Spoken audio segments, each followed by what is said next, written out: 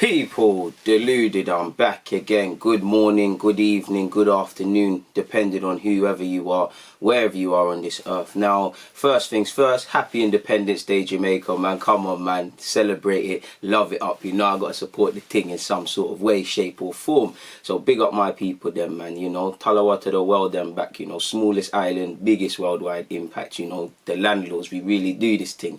But let me move on, man. Like I said, big up the people them.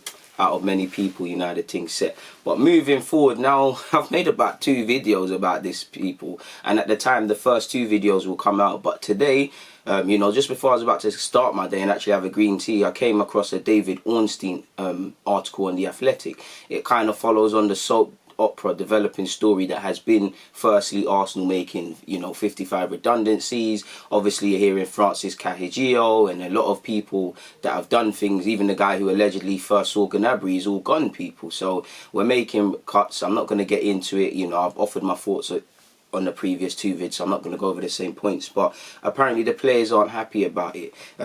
Apparently, pardon me, Arsenal players intend to speak with the club about the decision to make 55 members of staff redundant. And the players are probably thinking, you know, the first thing is we took a wage cut, what's going on here, sort of thing. And the Athletics article went on to say, when the majority of players agreed to take a 12.5% pay cut in April, they did so on the understanding that it would preserve the jobs of other staff. There is considerable frustration and disappointment among the squad at the decision to let go of around 10% of the club's permanent staff, with players keen to raise the issue with the hierarchy. So the players might feel they've been lied to. Obviously, a lot of these players might have had decent relationships with the honest man and woman with their roles within the club. And again, football has gone away from the honest man and the local roots and, you know, the honest fan. But we've got to remember these people keep the club going. You know, the players have the easiest job. Obviously, it's the hardest job they're playing, but it's the easiest. It's the people who do all the many different operations across the many different departments at Arsenal that keeps the, you know, the heartbeat of the club going.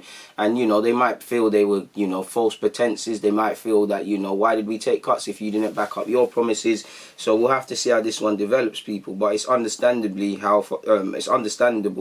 how frustrating the players can be.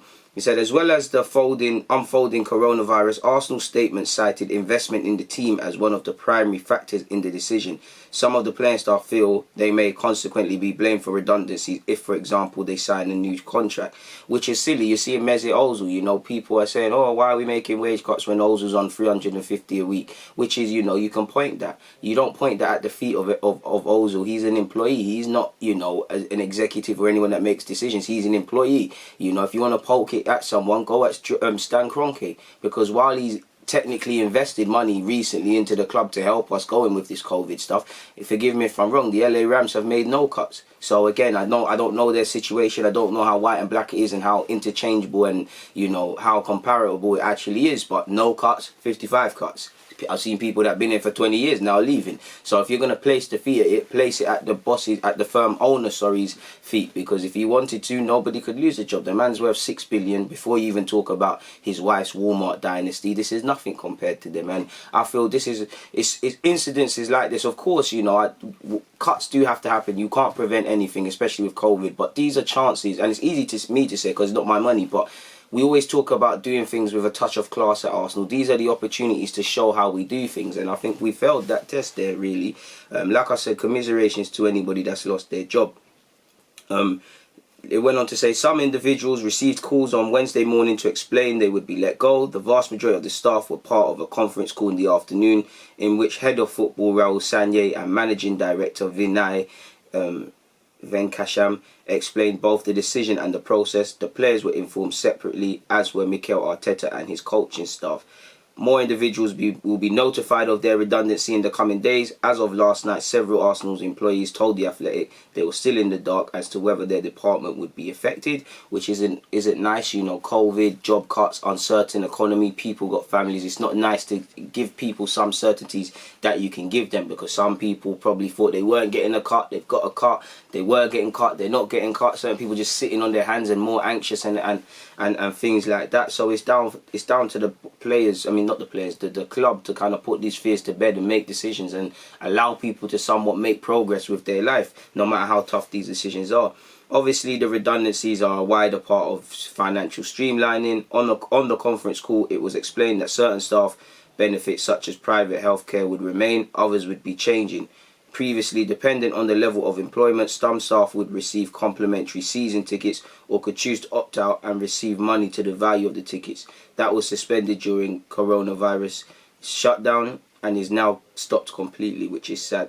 Similarly, those whose contracts entitled them to a pension contribution of 10% from the club will see that reduced to 7.5, and if you're a new joiner, that contribution from the club will only now be 5%.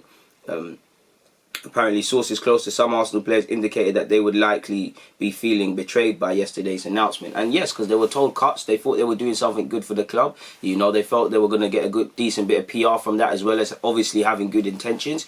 And you know, it was a chance for me. What I mean by good PR is that you always seen footballers as larking about, as this, that, and the other. This was a chance to show that, yo, we might be earning millions, but once upon a time, we were honest. You men and women like yourselves. Also, obviously, we do care. We don't just live in a bubble. We care about the community. And you saw with the COVID-19, it showed, you know, footballers were the most slated athletes, but were the most on the front line. You know, food banks, donations, you know, video calls with elderly and children just to keep them going. All these little things. And the players probably wanted to do that part. So it is sad. It is sad. For me, the scariest thing is obviously job cuts, and for me, pensions, because I don't believe, I'm 25. I personally feel by the time I retire, pensions is going to be a myth, and I think it shows that you can't rely on one single income in life if it is possible to have a second, and you can't rely on a pension, because imagine that, or just one position, because there's probably been someone at Arsenal been there for 20 years now, contributed to their pension, and now they probably ain't going to get paid out as much. Now their contribution, if they do stay, isn't going to be matched. Now 20 years has been fantastic, things change in life, but it ultimately means nothing. You know, and a lot of people have been in the club for years, wore the club's, you know, badge with pride and all of these sort of things, and now it's just essentially, you know, been sucked from them, and things change, people lose their jobs, businesses go bust, these things happen, but it does suck, man. So for me, the concerning thing is job cuts and losses to pensions and stuff like that, people, because, you know, again, these are honest women and things like honest men and women like myself who are going to work, got bills to pay, got children to pay for, you know, got things to do, and it's uncertain times. So I do hope they get through it. I do hope their finances stretch as far as it can go to tide them over. And yeah, man, send in peace and strength and any positive thing we can do, man. It is quite an upsetting story, and it's nice to see the players are annoyed with it, because that's how it should be. But on that note, there's really not much more to add. It's always a pleasure though. But people, DG, I'm out.